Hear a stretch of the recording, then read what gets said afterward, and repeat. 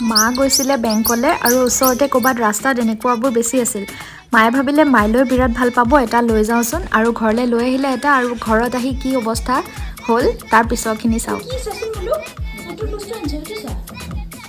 বোলো চাবি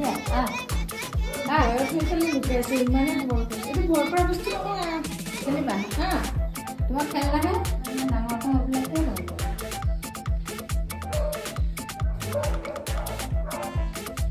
বোলো ভইচ আছে বসাই দে